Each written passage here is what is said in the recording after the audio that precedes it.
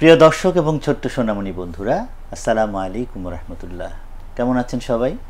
প্রত্যেককে আমন্ত্রণ জানাচ্ছি ছোট্ট বন্ধুদের জন্য প্যানভিশন টিভির বিশেষ আয়োজন গল্প শুনি এসো অনুষ্ঠানে। আজকের গল্পের আসরে আমাদের সাথে স্টুডিওতে অনেক ছোট্ট ছোট্ট সোনামণি বন্ধুরা চলে এসেছে। চলুন তাহলে গল্প শোনা যাক। বন্ধুরা, তোমরা সবাই কেমন আছো? আমিও আলহামদুলিল্লাহ ভালো আছি। আর তোমাদেরকে দেখে আমার আজকে আরো অনেক বেশি ভালো লাগছে। তোমরা সবাই গল্প শুনতে এসেছো। গল্প তো তোমরা সবসময় শুনেই থাকো, তাই না? বাসায় কি গল্প বলে বেশি? কার কাছ থেকে বেশি শোনো? আব্বু, আম্মু, দাদু, নানু? কে বলে বেশি? তুমি বলো। বাবার কাছ থেকে শোনো। আর তুমি কার কাছ থেকে শোনো? আম্মুর কাছ থেকে। তুমি কার কাছ থেকে শোনো? আম্মু। আচ্ছা আচ্ছা, তুমি কার কাছ থেকে শোনো? আব্বু। তার মানে আমরা সবাই আব্বু আম্মুর কাছ থেকেই বেশি শুনি। আর যেহেতু আমরা যখন ছোট ছিলাম আমরা গ্রামে যেতে পারতাম, আমাদের দাদা দাদুকে পেতাম, এই জন্য আমরা দাদা দাদুর কাছ থেকেও অনেক গল্প শুনেছি। তো গল্প তো আসলে অনেক রকমের আছে। কিছু কিছু গল্প আছে হচ্ছে গল্প মানে হচ্ছে মিথ্যে কাহিনী, বানানো গল্প। এগুলো শুনলে আমাদের ভালো লাগে, মজা লাগে। আবার বানানো গল্পের মধ্যে কোনোটার মধ্যে শিক্ষা থাকে, শিক্ষণীয় গল্প থাকে। আবার কিছু কিছু আছে সত্য কাহিনী, সত্য গল্প। এই যে যেমন ধরো যে আজকের স্টুডিওতে তোমরা এসেছো, তাই না? নিশ্চয়ই সকাল থেকে জানতে যে আজকে একটা প্রোগ্রামে যাব, তাই না? খুব ভোরে উঠেছো, নাস্তা করেছো, তারপরে আম্মুকে বলেছো বা আব্বুকে বলেছো যার সাথে আসবে, তাকে হাত ধরে রেডি হয়ে বের হয়েছো। এগুলো কিন্তু একটা গল্প, এগুলো কিন্তু সত্য গল্প, ঠিক না বন্ধুরা? এই গল্পটা চাইলে তোমরা যদি আরেকজনকে বলো, এই জানিস আজকে আমরা একটা অনুষ্ঠানে গিয়েছিলাম গল্প শুনিতে, কেমন করে গেলে, তখন যদি তুমি একদম শুরু থেকে সব বলো তাহলে এটাও একটা গল্প হয়ে যাবে। তো এরকম সত্য অনেক কাহিনী আছে যেগুলো আমাদের নবী রাসূলদের কাহিনীগুলো সব সত্য কাহিনী। আমাদের সাহাবাদের জীবনের সব কাহিনীগুলো সব সত্য কাহিনী। আমরা কিন্তু আমাদের গল্পের আসরে অনেক সত্য কাহিনী বলেছি, অনেক সত্য গল্প বলেছি, বেশিরভাগ গল্পই সত্য গল্প বলেছি। আর কিছু কিছু গল্প আছে রূপক গল্প। রূপক গল্প মানে এগুলো হচ্ছে গিয়ে এগুলোর মধ্যে থেকে শিক্ষা বের করা যায়, শিক্ষা হয়। তো আমরা এখন এরকম একটা রূপক গল্প শুনবো। আমরা তাহলে কিসের গল্প শুনবো? রূপক গল্প। রূপক গল্প। গল্পটা হচ্ছে একটি ছোট্ট ছেলে আর একটি আপেল গাছের গল্প। আপেল গাছ নিশ্চয়ই তোমরা দেখোনি, দেখেছো? দেখেছো? আমি কিন্তু মনে হয় এখনো দেখিনি, কারণ আমাদের দেশে তো ওরকম আপেল হয় না। আমাদের দেশে হয় আম হয়, জাম হয়, কাঁঠাল হয়, লিচু হয়, পেয়ারা হয়, তাই না? আরও কত কিছুর নাম তোমরা জানো, কলা হয়, তাই না? এইসব গাছ আমরা চিনি, কিন্তু আপেল গাছটা বোধহয় তোমরা যারা অনেক ভাগ্যবান তোমরা হয়তো বা কেউ কেউ দেখে থাকতে পারো। কিন্তু আমি এখন আমার সৌভাগ্য হয় না আপেল গাছ দেখার। যাই হোক, তাহলে এটা নিশ্চয়ই আমাদের দেশের গল্প না, অন্য কোনো দেশের গল্প হবে। গল্পটা হচ্ছে যে একটি আপেল গাছ একটি ছোট্ট ছেলেকে, যে তোমার মতন ধরো একটা ছোট্ট ছেলেকে খুব আদর করত। এখন বলতো দেখি আপেল গাছ আবার বাচ্চাদেরকে আদর করে কেমন করে? কিন্তু সেটা গল্পের মধ্যে আদর করা যায়। আদরটা এভাবে করে যে যখনই বাচ্চাটা গাছের কাছে আসতো, গাছ বলতো তুমি আমার গাছে ওঠো, তারপরে তুমি আমার পাতা ধরে থাকো, তুমি আমার গাছ থেকে আপেল ছিঁড়ে ছিঁড়ে খাও। মানে আপেল গাছটা ওই ছেলেটাকে অনেক আদর করতো। আর ছেলেটাও সারাদিন ওই গাছে উঠে মজা করতো, এই ডাল থেকে ওই ডালে যেত। তোমরা কেউ গাছে উঠতে পারো? তুমি পারো? আর কেউ পারো? তুমি পারো? তুমি পারো? মাশাআল্লাহ মাশাআল্লাহ। যাই হোক, তো ওই ছেলেটা আপেল গাছে উঠে কি করতো, এ ডালে ও ডালে সারাদিন ঘুরে বেড়াতো। আর কি করতো? আপেল খেত, ছিঁড়ে ছিঁড়ে খেত। আপেল গাছটাই বলতো যে তোমার যত ইচ্ছা তত আপেল খাও, কোনো সমস্যা নেই। বাস, তারপরে আবার দিন শেষে সে বাসায় চলে যেত। হঠাৎ একদিন কি হলো, সেই ছেলেটা তো আর আসে না তো আসে নাই। এখন আপেল গাছটা তোর খুব মন খারাপ, অনেক মন খারাপ। অনেক দিন পরে হঠাৎ আবার সেই ছেলেটি আপেল গাছের কাছে ফিরে এলো। ছেলেটিকে দেখে তো আপেল গাছটা অনেক খুশি। তুমি আবার ফিরে এসেছো, তোমাকে দেখে আমার কত ভালো লাগছে। বলো তুমি গাছে ওঠো, আবার ওঠো, আবার তুমি আপেল খাও, আবার তুমি সারাদিন গাছে উঠে খেলাধুলা করো। ছেলেটি বললো যে না, আমি তো এখন একটু বড় হয়ে গেছি, আমার তো এখন খেলনা দরকার। আমার তো এখন গাছে উঠে খেলতে ভালো লাগে না, আমার এখন খেলনা দরকার। এখন আপেল গাছ বল কি তোমার খেলনা দরকার, আমি কোথায় খেলনা পাবো? আমার গাছে তো খেলনা হয় না। আপেল গাছে কি খেলনা হয়? কোনো গাছে কি খেলনা হয়? খেলনার কোনো গাছ আছে?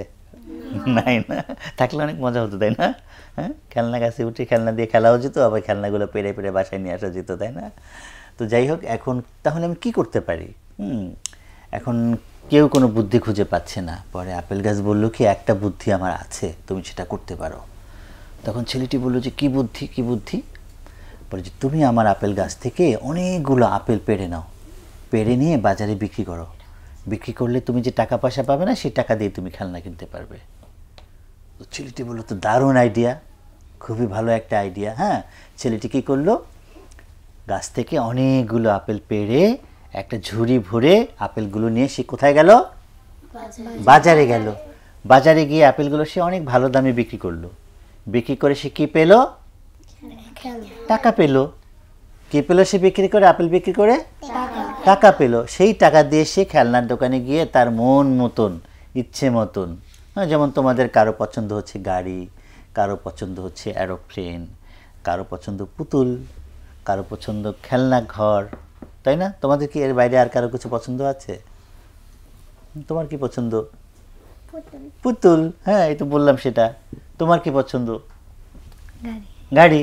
তার মানে পুতুল, গাড়ি, বা অনেকে আবার বন্দুক খেলো তাই না, তীর ধনুক খেলো, হ্যাঁ, এইসব জিনিস। তো ওর মন মতন সব ভালো ভালো জিনিস কিনে নিয়ে খেলাধুলা শুরু করে দিল। এখন আবার মাঝখানে কী করলো, এখন আবার আসে না সে। এখন তার না আসা দেখে সে যে এখন আপেল গাছের কাছে আসছে না, আপেল গাছটার আবারও মন খারাপ হয়ে গেল। দিন যায় দিন যায়, ছেলেটি আর আসে না, আর আসে না। অনেক দিন পরে ছেলেটি আবার আপেল গাছে ফিরে আসলো, গাছের কাছে। আপেল গাছটি তাকে দেখে তো অনেক খুশি, তুমি আবার এসেছো, আমার যে কি ভালো লাগছে। হ্যাঁ, এখন তাহলে তুমি কি করবে বলো? তুমি আবার আমার আপেল পেড়ে নিয়ে যাও, আবার তুমি খেলনা কেনো, অথবা আমার গাছে উঠে আবারও তুমি খেলাধুলা করো। এখন সে বলে যে না, আমি তো এখন অনেক বড় হয়ে গেছি। হ্যাঁ, সে তখন যুবক হয়ে গিয়েছে। কি হয়েছে? যুবক হয়েছে। যুবক হলে তো মানুষের টাকা পয়সা ইনকাম করতে হয়। যুবক হলে মানুষরা বিয়ে করে, সংসার করে। হ্যাঁ, আর সংসার করার জন্য একটা ঘর দরকার হয়, তাই না? বলে যে আমার এখন ঘর বানাতে হবে, আমি তো বিয়ে করব। হ্যাঁ, আমি তো ঘর পাবো কোথায়? গাছে কি ঘর ধরে? হ্যাঁ, গাছে কি কখনো ঘর হয়? কিন্তু গাছের ডালপালা কেটে কিন্তু ঘর বানানো যায়, তাই না? তখন আপেল গাছটি অনেক চিন্তা করে বললো যে আমি কিভাবে তোমাকে সাহায্য করতে পারি। এক কাজ করো, তুমি আমার সবগুলো ডালপালা কেটে নিয়ে যাও। সব ডালপালা কেটে নিয়ে গেলে তুমি এগুলো দিয়ে সুন্দর একটা ঘর বানাতে পারবে। তখন ছেলেটি বলল যে তাই করব? বলে যে গাছটি বলে হ্যাঁ করো, তোমার জন্য আমি সব কিছু করতে পারি। তখন ওই ছেলেটি কী করলো, আপেল গাছের সবগুলো ডালপালা কেটে নিয়ে গিয়ে চমৎকার একটা ঘর তৈরি করলো। এইবার সে ঘর তৈরি করলো, তারপর বিয়ে করলো। হ্যাঁ, এখন তার সংসার হলো। এখন তো তার অন্যদিকে আর মনোযোগ নেই, সংসারের দিকে মনোযোগী হয়ে গেল। অনেক দিন ধরে সে আর আপেল গাছের কাছে আসে না। এখন আপেল গাছটা আবারও মনটা অনেক খারাপ হয়ে গেল, খুবই খারাপ হয়ে গেল। হ্যাঁ, এখন আসে না আসে না আসে না আসে না। অনেক দিন পরে, অনেক বছর পরে, সে যখন আরও অনেক বয়স হলো, তার অনেকগুলো ছেলে পেলে হলো, এখন তার আরও অনেক অর্থ উপার্জন করতে হবে, টাকা কামাতে হবে। কি করবে? আপেল গাছের কাছে আবার এসেছে। এখন আপেল গাছ বলে যে তুমি এতদিন পরে আবার এসেছো, তোমার জন্য এখন আমি কী করতে পারি? বলে যে আমার তো এখন মাছ ধরতে যেতে হবে, আমার টাকা উপার্জন করতে হবে। আমি যদি নদীতে মাছ ধরতে যাই তাহলে আমার অনেক টাকা হবে, কিন্তু নদীতে মাছ ধরতে গেলে তো একটা নৌকা লাগবে, আমি নৌকা কোথায় পাবো? আপেল গাছে কি নৌকা ধরে? ধরে না, তাই না? হ্যাঁ, সেটা কোনোভাবেই ধরা সম্ভব না। হ্যাঁ, এখন আবার কোনো উপায়ও পাচ্ছে না তারা। এবং সব শেষে আপেল গাছটি বললো যে তুমি এক কাজ করতে পারো, সেটা হচ্ছে যে আমার যে গাছের যে মূল বডিটি, এটাকে বলে গাছের গুড়ি। কি বলে? গাছের গুড়ি। হ্যাঁ, এই গুড়িটিকে তুমি যদি কেটে নাও তাহলে এটা দিয়ে খুব চমৎকার একটা নৌকা হবে। দেখো, আপেল গাছটি কিন্তু কত কিছু দিয়ে দিল ওকে। প্রথমে ফল দিল, প্রথমের গাছে খেলতে দিল, তারপর সবগুলো ফল দিল, তারপর ডালপালা সব দিয়ে দিল। এখন তার পুরো বডিটাই দিয়ে দিচ্ছে, হ্যাঁ, গাছের গুড়িটা। তো সেই ছেলেটা তারপরে একটা করাত এনে গাছের গুড়িটা কেটে সেটা দিয়ে চমৎকার একটা নৌকা বানিয়ে সেটা নদীতে ভাসিয়ে সেখানে চমৎকারভাবে মাছ ধরা শুরু করলো। হ্যাঁ, প্রতিদিন সেখানে নৌকায় ভ্রমণ করে, বেড়ায়, আনন্দ করে, মাছ ধরে। এদিকে গাছটা কিন্তু তার সব দিয়ে, গাছের গুড়ি দিয়ে, এখন গাছের কি রইলো জানো? গোড়াটা মূল রইল, মূল। এখন লোকটা অনেক দিন আসে না, ওই মূল হলেও গাছটি কিন্তু এখনও বেঁচে আছে। হ্যাঁ, গাছটির এখন আবারও অনেক কষ্ট হচ্ছে, ছেলেটিকে অনেক দিন দেখতে পায় না। তো অনেক দিন পরে সেই ছেলেটা আবার গাছের কাছে ফিরে এসেছে। এখন সে বৃদ্ধ হয়ে গেছে, এখন সে বুড়ো হয়ে গেছে। এখন এসেছে, এখন বলে যে গাছ বলে তুমি কেমন আছো, তুমি বুড়ো হয়ে গেছো, তবুও তোমাকে দেখে আমার অনেক ভালো লাগছে, তুমি আমার সেই আদরের ছেলেটি যে আমার গাছে উঠতে, তুমি আমার ডালে ডালে ঘুরে বেড়াতে, আপেল খেতে, হ্যাঁ, তোমাকে দেখলে আমার সেই দিনগুলোর কথা মনে পড়ে, হ্যাঁ, এই জন্য তুমি যে এসেছো আমার অনেক ভালো লাগছে।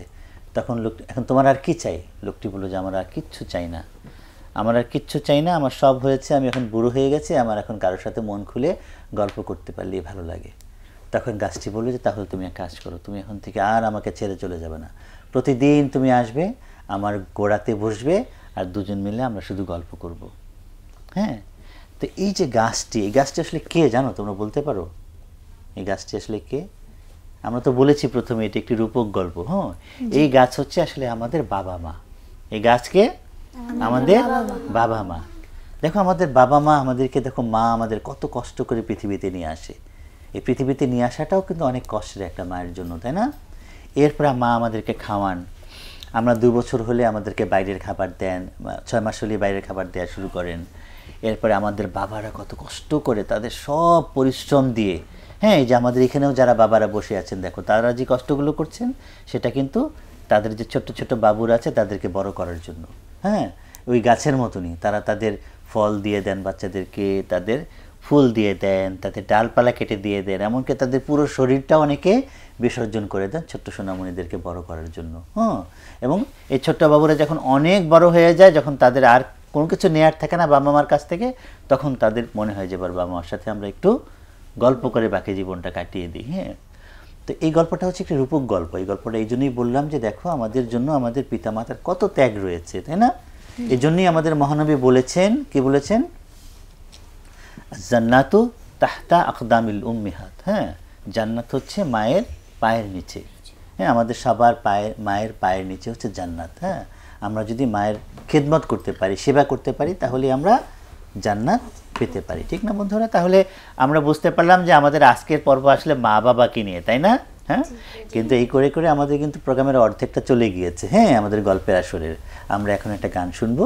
হ্যাঁ, আমাদের ছোট্ট বন্ধু, কি নাম যেন, মহসিনা। হ্যাঁ, আমার মহসিনা আমাদের একটা গান শোনাবে। হ্যাঁ, ছোট্ট বন্ধু মহসিনার কাছ থেকে আমরা একটা গান শুনি, কি বলো তোমরা? হ্যাঁ, জি, চলো শুরু করো তাহলে বন্ধু। আমি তোমার দয়া চাই, আমি তোমার মায়া চাই, জানি প্রভু তোমার দয়া মায়ার সীমানা, জানি প্রভু তোমার দয়া মায়ার সীমানা। এই জীবনের বাকে থাকে যত পিছুটা, তুমি হলে সকল বাধার সহজ সমাধান। এই জীবনের বাকে থাকে যত পিছুটা, তুমি হলে সকল বাধার সহজ সমাধান। সব বিপদে চাই গো শুধু তোমার কাছে ঠাই, জানি প্রভু তোমার দয়া মায়ার সীমানায়। আমি তোমার দয়া চাই, আমি তোমার মায়া চাই, জানি প্রভু তোমার দয়া মায়ার সীমানায়, জানি প্রভু তোমার দয়া মায়ার সীমানায়। তুমি যারে চাও গো প্রভু দাও তারে সম্মান, আবার কারো উপর ঢালো হাজার অপমান। তুমি যারে চাও গো প্রভু দাও তারে সম্মান, আবার কারো উপর ঢালো হাজার অপমান। তোমার হাতে সব ক্ষমতা কাদির সুবহান, তুমি খালিক তুমি মালিক রহিম রহমান। আমি তোমার দয়া চাই, আমি তোমার মায়া চাই, জানি প্রভু তোমার দয়া মায়ার সীমানা, জানি প্রভু তোমার দয়া মায়ার সীমানায়। ঝড় তুফানের তোরে করো না কুপির সার, সবর দিয়ে করো আমার হৃদয় মুহিয়ান। ঝড় তুফানের তোরে করো না কুপির সার, সবর দিয়ে করো আমার হৃদয় মুহিয়ান। তোমার দুয়ার ছেড়ে আমি বলো কোথায় যাই। জানি প্রভু তোমার দয়া মায়ার সীমানায়, আমি তোমার দয়া চাই, আমি তোমার মায়া চাই। জানি প্রভু তোমার দয়া মায়ার সীমানায়, জানি প্রভু তোমার দয়া মায়ার সীমানায়, জানি প্রভু তোমার দয়া মায়ার সীমানায়। সবাই মাশাআল্লাহ বলো। মাশাআল্লাহ। মাশাআল্লাহ, সুন্দর গেয়েছে আমাদের মুহসিনা, চমৎকার একটি হামদ আমরা শুনলাম ওর কাছ থেকে। তো বন্ধুরা, তাহলে আমরা আমাদের বাবা মায়ের গল্প শুনছিলাম না? বাবা মায়ের প্রতি আমাদের কি দায়িত্ব, কর্তব্য। হ্যাঁ, এই দেখো, আমরা তো মনে করি যে আমাদের বাবা মা এগুলো করবেই আমাদের জন্য, তাই না? প্রতিদিন আম্মু কষ্ট করে নাস্তা বানাবেই, হ্যাঁ, প্রতিদিন রান্না করবেই, প্রতিদিন আমাদের কাপড় চোপড় ধুয়ে দেবেই, হ্যাঁ, এটাকে আমরা স্বাভাবিকভাবে ধরে নিয়েছি। কিন্তু এগুলোর পেছনে যে কত কষ্ট থাকে, হ্যাঁ, কত যে কষ্ট করে এগুলো করতে হয়, তাদেরও কত রকমের অসুস্থতা থাকে অনেক সময়, হ্যাঁ, সব কিছুকে কিন্তু তারা সাথে নিয়েই তোমাদের জন্য, আমাদের জন্য এই কাজগুলো তারা করে দেন। হ্যাঁ, কিন্তু কেউ কেউ আবার এই কষ্টটা বুঝতে পারে। হ্যাঁ, তোমরা কি বাইজিদ বুস্তামির নাম শুনেছ? বাইজিদ বুস্তামি, হযরত বাইজিদ বুস্তামি রহমতুল্লাহি আলাই, তিনি কিন্তু আমাদের বাংলা ভূমি এসেছিলেন। হ্যাঁ, এবং এখানেই তার মাজার রয়েছে, কবর রয়েছে। হ্যাঁ, এই গল্পটা তোমরা সবাই জানো, তাই না? অনেকেই জানো যে ছোটবেলায় যে তার মায়ের পানি পিয়াস লেগেছিল, না? জানো না? হ্যাঁ, তারপর কি হয়েছিল জানো? সেই পানি নিয়ে এসে দেখা যায় মা আবার ঘুমিয়ে গিয়েছে, তখন সেই পানি হাতে সে সারাটা রাত দাঁড়িয়েছিল। মায়ের ঘুম ভেঙে যাবে, সে মায়ের ঘুম ভাঙায়নি। আমরা হলে তো ডেকে ডেকে, আম্মু আম্মু তুমি পানি চেয়েছিলে, নাও না বলতাম, তাই না? হ্যাঁ, এই আম্মু তুমি ঘুমায় গেলা কেন আমাকে পানি আনতে বলে?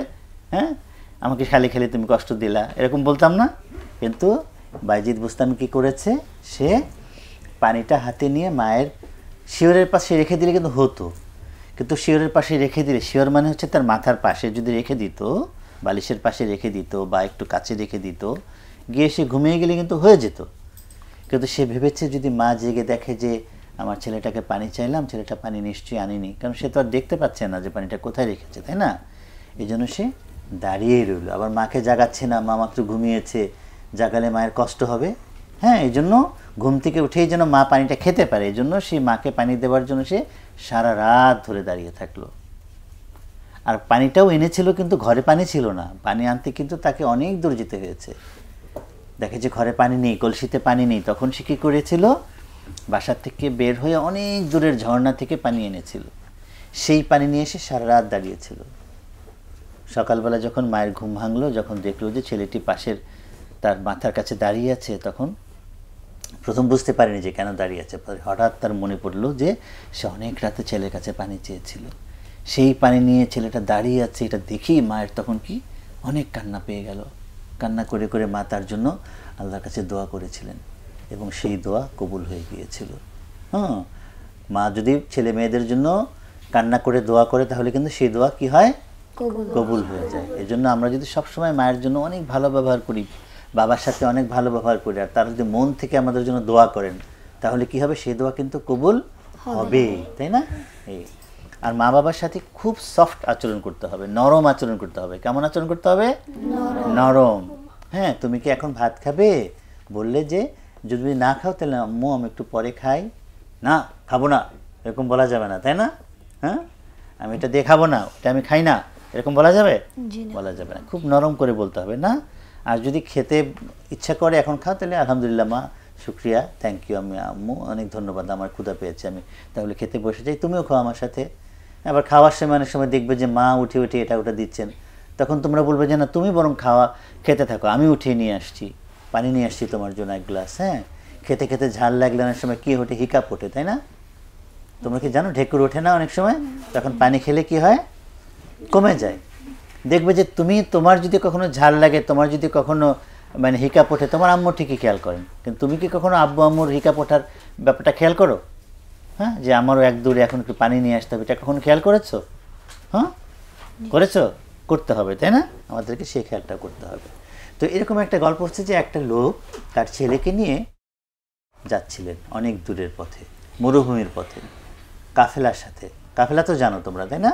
কাফেলা হচ্ছে যে দল বেঁধে মরুভূমির মধ্য দিয়ে যখন মানুষ যাতায়াত করতো দল বেঁধে করতো, এখানে অনেক ভয় ছিল, নানান রকমের ভয়, পশু জন্তু জানোয়ারের আক্রমণের ভয় ছিল, তারপর ডাকাতের আক্রমণের ভয় ছিল, হ্যাঁ নানান রকমের আক্রমণের ভয় ছিল। হ্যাঁ এর জন্য মানুষ দল বেঁধে যেত।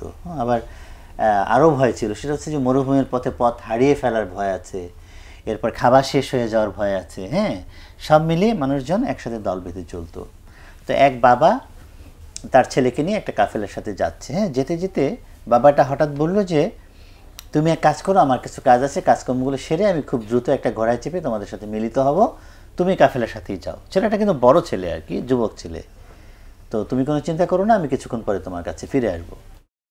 তো কাফেলা সারাদিন চললো, চলতে চলতে সন্ধ্যার সময় তারা একটা মরুদ্যানে গিয়ে তারা তাঁবু ফেললো। হ্যাঁ সেখানে তারা রাত কাটাবে। ছেলেটি দেখলো যে কী ব্যাপার, তার বাবা তো এখনও আসেনি, তার বাবা কিন্তু এখনও ফিরে আসেনি। হ্যাঁ কী করবে তাহলে? ছেলেটা অনেক চিন্তায় পড়ে গেল। পরে চিন্তা করলো যে না, এইভাবে আমার বসে থাকা চলবে না, আমি ঘুমিয়ে থাকা চলবে না। সে কী করলো, উল্টো দিকে হাঁটা শুরু করলো। কাফেলা যে দিক থেকে এসেছে সেদিকে সে উল্টো দিকে হাঁটা শুরু করলো। হাঁটতে হাঁটতে হাঁটতে হাঁটতে অনেক দূর গিয়ে দেখলো যে সত্যি সত্যি তার বাবা পথ হারিয়ে একটা মরুভূমির মধ্যে একটা জায়গায় বসে আছে। সে সত্যি সত্যি পথ হারিয়ে ফেলেছে, আর পথ খুঁজে পাচ্ছে না। এবং সে হেঁটেই আসছিল, তার কাছে কোনো ঘোড়াও ছিল না, আর ছেলেটাও হেঁটেই যাচ্ছিল। তো পরে তার বাবাকে যখন পেলো তখন বাবাটা তাকে ছেলেটাকে পেয়ে অনেক খুশি হয়ে গেল। হ্যাঁ বাবাটা তো এখন, নাহলে তো সে মরেই যেত। মরুভূমির মধ্যে পথ হারিয়ে গেলে কিন্তু মানুষ মারা যায়। হ্যাঁ খাবার টাবার থাকে না, মরুভূমিতে অনেক গরম, পানি না থাকে না, মানুষ কিন্তু মারা যায়। এখন ছেলেটির সাথে বাবা এবারে হাঁটা শুরু করলো, কাফেলার দিকে আসা শুরু করলো। আস্তে আস্তে ছেলেটি বুঝতে পেরেছে যে তার বাবার অনেক কষ্ট হচ্ছে। বাবাকে সে কী করলো, ঘাড়ে তুললো, পিঠে তুললো, পিঠে তুলে হাঁটা শুরু করলো। বাবা বললো যে না না, আমাকে তুমি পিঠে তোলার দরকার না, আমি হেঁটে যেতে পারবো। না বাবা, তুমি আমার পিঠেই থাকো, আমার কোনো সমস্যা হচ্ছে না, আমি অনেক আনন্দ নিয়েই তোমাকে নিয়ে হেঁটে যাচ্ছি। হ্যাঁ অনেক দূর গিয়ে বাবা নিচে নামতে চাইলে কিন্তু ছেলেটি তাকে আর নিচে নামালোই না, বললো যে না বাবা, আমার একটু কষ্ট হচ্ছে না, আমি তোমাকে পিঠে করেই নিয়ে যেতে চাই। তখন একটু পরে দেখলো যে বাবা কাঁদছে। হ্যাঁ কাঁদতে কাঁদতে বাবার চোখের পানি ছেলেটির মাথা পড়ে মানে ছেলেটিরও কপালে এসে গালে এসে লাগলো। হ্যাঁ তখন ছেলেটি বললো যে বাবা কী হয়েছে তোমার, তুমি কাঁদছো কেন? বলে যে আমি কাঁদছি তোমার কষ্ট দেখে, তুমি অনেক কষ্ট করছো আমার জন্য।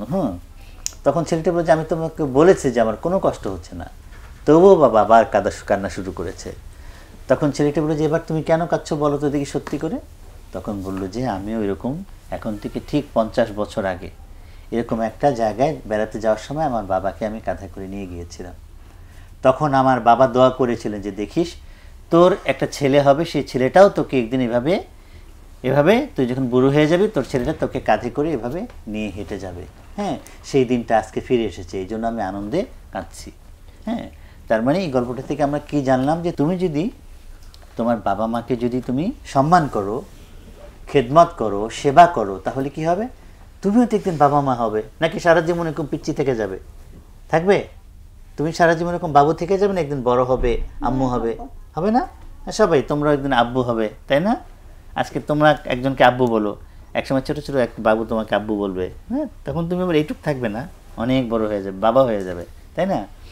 তারপরে একসময় বুড়ো হয়ে যাবে, তখন তোমার ওই ছেলে সন্তান, তুমি যদি এখন তোমার বাবা মাকে, বা আমরা যদি আমাদের বাবা মাকে যদি সম্মান করি, শ্রদ্ধা করি, সেবা করি, তাহলেও আল্লাহ আমাদের জন্য এরকম ছেলে মেয়ে পাঠিয়ে দিবেন যারা আমাদেরকে সম্মান করবে, শ্রদ্ধা করবে, ভালোবাসবে।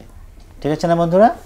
হ্যাঁ এবারে আরেকটি গল্প বলি, আমরা আমাদের পর্ব শেষ করবো। হ্যাঁ এটি কিন্তু অনেক কঠিন গল্প, বাবা মার গল্পই কিন্তু একটু কঠিন গল্প। হ্যাঁ এটি আমাদের এক সাহাবীর জীবনের গল্প। কার গল্প? সাহাবীর জীবন। সাহাবী কাকে বলে তোমরা জানো তো না? যারা নবীকে দেখেছেন, নবীর কথা শুনেছেন, হ্যাঁ এবং নবীজির সময় যারা ঈমান এনেছেন, হ্যাঁ তাদেরকে সাহাবী বলে। হ্যাঁ তো একজন সাহাবী ছিলেন, তার নাম হচ্ছে হযরত আলকামা রাদিয়াল্লাহু তাআলা আনহু। কি নাম ছিল?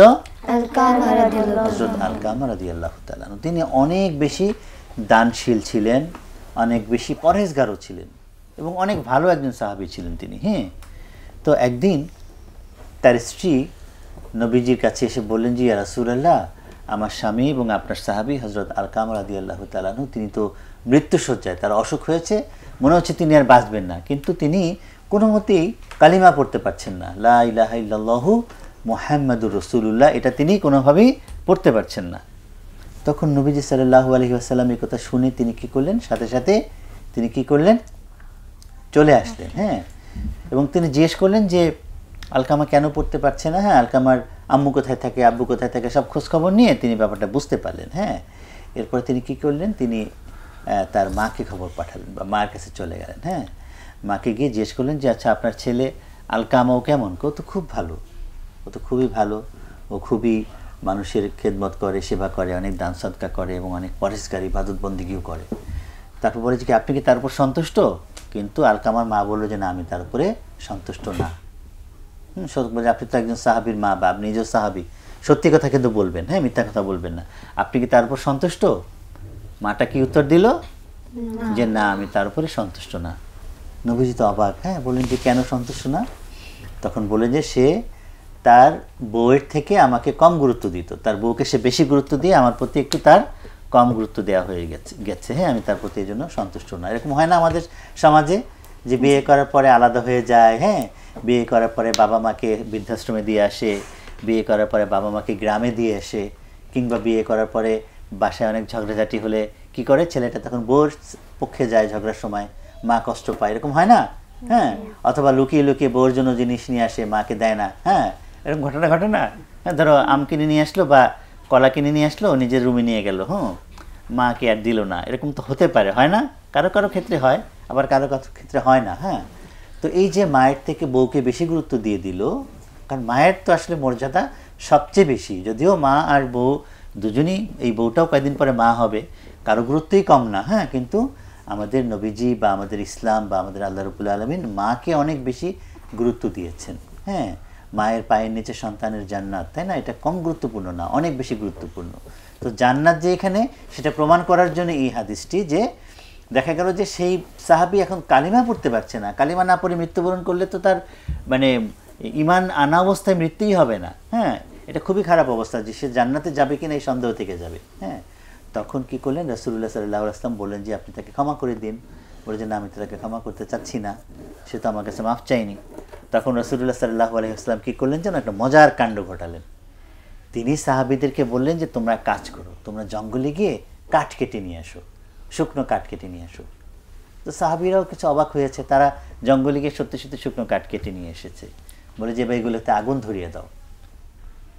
তো সেই আগুন ধরানো হলো, কাঠের মধ্যে আগুন ধরানোর সাথে সাথে দাউ দাউ করে জ্বলে উঠলো। তখন বলা হলো এবারে আলকামাকে এনে এটার মধ্যে ফেলো। তখন তার মা তো হাই হাই করে উঠেছে, এই কী বলেন ইয়া রাসূলুল্লাহ, আমার ছেলেকে আমার চোখের সামনে এরকম জ্বলন্ত আগুনে ফেলে দেবেন? তখনও মারাও যায়নি। হ্যাঁ, আর মারা গেলে তো আমাদের ধর্মে কবর দেওয়ার বিধান আছে, আগুনে পোড়ানোর তো বিধান নেই। তখন রাসূলুল্লাহ সাল্লাল্লাহু আলাইহি ওয়াসাল্লাম বললেন যে আপনি যদি ওকে ক্ষমা না করে দেন, তাহলে এই তো মৃত্যু হবে, মৃত্যুর পরেই তো ও জাহান্নামে চলে যাবে, আর জাহান্নামে তো আগুন। তাহলে ও যদি জাহান্নামে মৃত্যুর একটু পরে যেতেই পারে, তাহলে এখনই না হয় যাক। তখন তার মা বুঝতে পারলেন যে না, এটা তো করা সম্ভব না, মায়ের মন তো ছেলেদের জন্য তো সবসময় কাঁদে, তাই না? তিনি বলেন যে ইয়া রাসূলুল্লাহ, আমি আমার ছেলেকে ক্ষমা করে দিয়েছি। কি বললেন? ইয়া রাসূলুল্লাহ, আমি আমার ছেলেকে ক্ষমা করে দিয়েছি। একটু পরে রাসূলুল্লাহ সাল্লাল্লাহু আলাইহি ওয়াসাল্লাম আলকামার বাসায়, আলকামা রাদিয়াল্লাহু তাআলা আনহুর বাসায় আরেকজন সাহাবীকে পাঠালেন খোঁজ খবর নেওয়ার জন্য। তিনি গিয়ে দেখলেন যে আলকামা রাদিয়াল্লাহু তাআলা আনহু এবার খুব জোরে জোরে লা ইলাহা ইল্লাল্লাহু মুহাম্মাদুর রাসূলুল্লাহ এই দোয়াটা পড়তে পারছে, এই কালিমা পড়তে পারছে, এবং কালিমা পড়তে পড়তে তিনি কি করলেন? ইন্তেকাল করলেন। হ্যাঁ, তাহলে কি হলো দেখো, যে মা তাকে ক্ষমা করেনি বলেই, মা তার উপর একটু অসন্তুষ্ট ছিল বলে সে কালিমা পড়তে পারছিল না।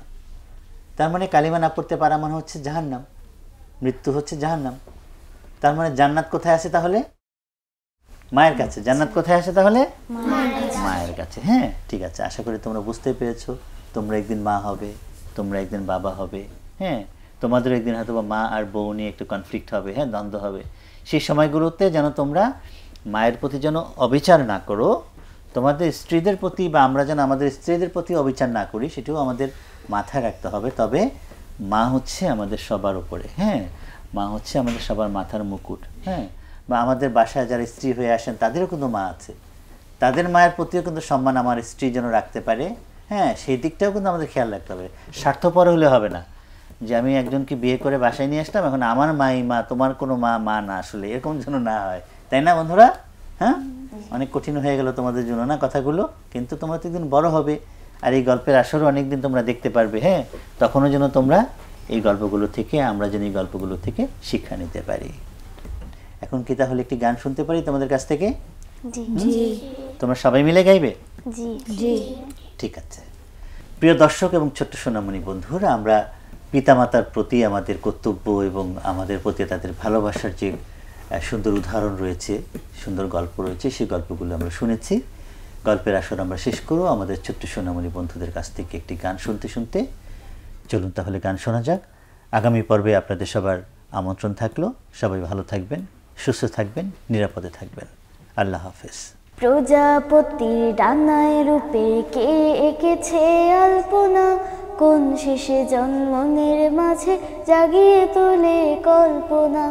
প্রজাপতির ডানায় রূপে কে এঁকেছে আলপনা, কোন শেষে জন্মনের মাঝে জাগিয়ে তোলে কল্পনা।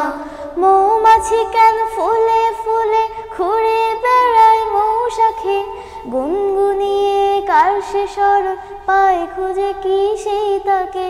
মৌমাছি কেন ফুলে ফুলে ঘুরে বেড়ায় মৌশাখে, গুনগুনিয়ে কার সে স্মরণ পায় খুঁজে কি সেই তাকে।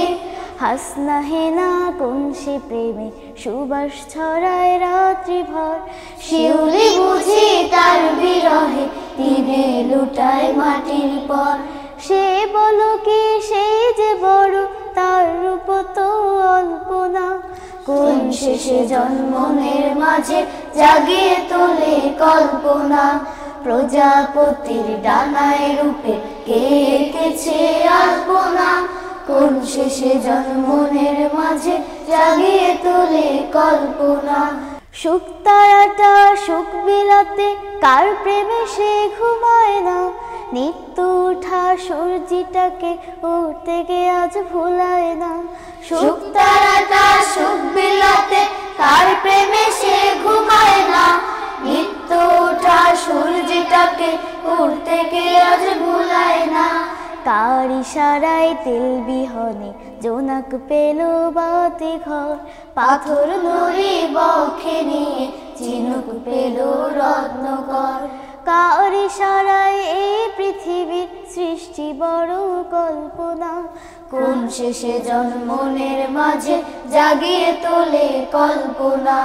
প্রজাপতির ডানায় রূপে কে এঁকেছে আলপনা, কোন শেষে জন্মনের মাঝে জাগিয়ে তোলে কল্পনা। প্রজাপতির ডানায় রূপে কে এঁকেছে আলপনা, কোন শেষে জন্মনের মাঝে জাগিয়ে তোলে কল্পনা। কোন শেষে জন্মনের মাঝে জাগিয়ে তোলে কল্পনা।